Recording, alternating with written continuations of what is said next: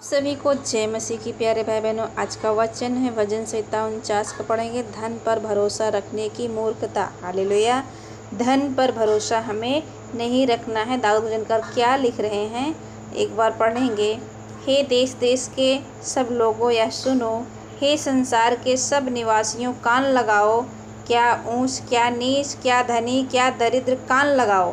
मेरे मुँह से बुद्धि की बातें निकलेंगी और मेरे हृदय की बातें समझ की होगी। मैं नीति वचन की ओर से अपना कान लगाऊंगा। मैं बीड़ा बजाते हुए अपनी गुप्त बात प्रकाशित करूंगा।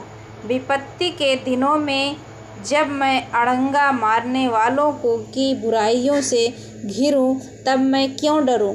जो अपनी संपत्ति पर भरोसा रखते हैं और अपने धन की बहुतायत पर फूलते हैं, उनमें से कोई अपने भाई को किसी भांति छुड़ा नहीं सकता और न परमेश्वर को अपने बदले प्रायश्चित में कुछ दे सकता है, क्योंकि उनके प्राण की छुड़ौती भारी है, वह अंत तक कभी ना चुका सकेंगे।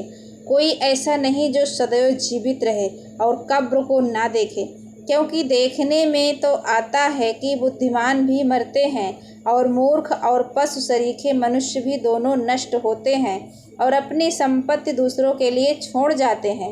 वे मन ही मन यह सोचते हैं कि उनका घर सदा स्थिर रहेगा और उनके निवास पीढ़ी से पीढ़ी तक बने रहेंगे। इसलिए वे अपनी अपनी भूमि का नाम अपने अपने नाम पर रखते हैं, परंतु मनुष्य प्रतिष्ठा पाकर भी स्थिर नहीं रहता, पर पशुओं के समान होता है जो मर मिटते हैं। उनकी यह चाल उनकी मूर्खता है, तो भी उनके बाद लोग उनकी बातों से प्रसन्न होते हैं। वे अधोलोक के मानो भेड़ बकरियां ठहराए गए हैं। मृत्यु उनका गड़ेरिया ठहरी और भोर को सीधे लोग उन पर प्रभुता करेंगे और उनका सुंदर रूप अधोलोक का कौर हो जाएगा और उनका कोई आधार ना रहेगा। हालेलुया। तो मेरे प्यारे भाई बहनों, सच में परमेश्वर पर हमें घमंड करना है, हमें अपनी धन और संपत्ति पर नहीं करना है। एक वचन यहाँ पढ़ लेंगे।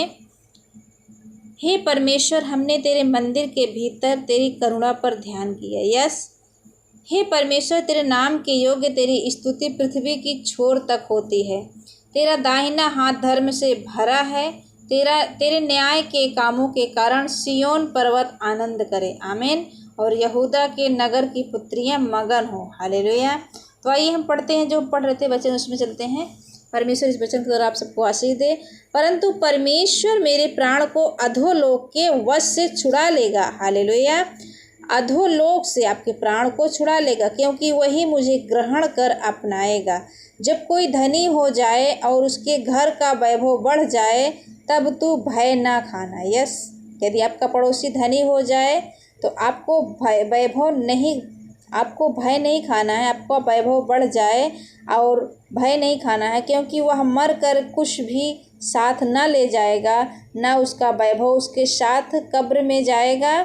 चाहे वह जीते जी अपने आप को धन्य कहता रहे, जब तू अपनी भलाई करता है तब वे लोग तेरी प्रशंसा करते हैं, तो भी वह अपने पुरखाओं के समाज में मिलाया जाएगा।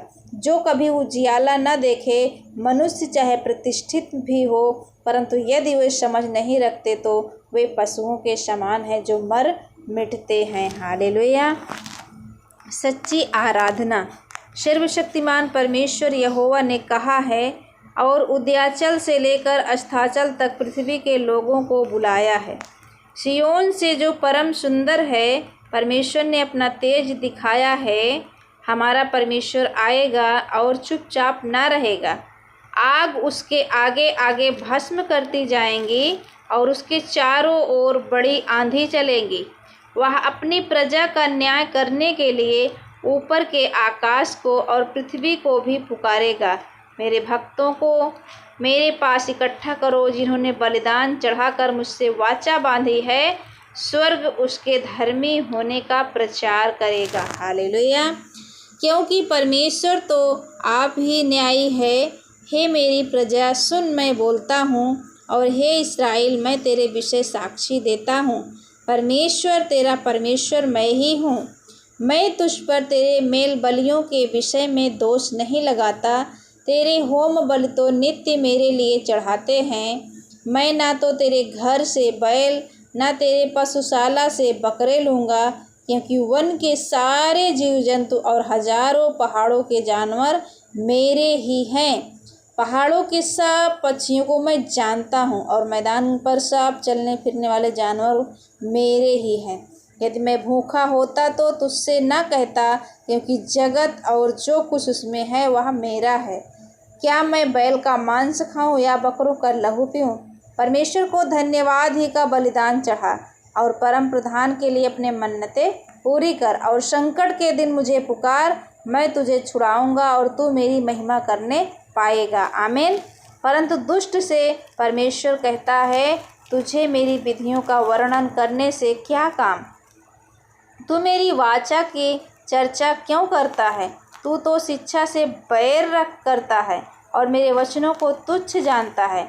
जब तूने चोर को देखा तब उसकी संगति से प्रसन्न हुआ और परिस्त्री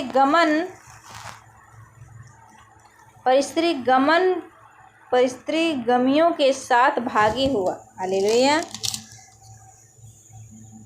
तूने अपना मुंह बुराई करने के लिए खोला और तेरी जीभ छल की बातें गढ़ती है। तू बैठा हुआ अपने भाई के विरुद्ध बोलता और अपने सगे भाई की चुंगली खाता है।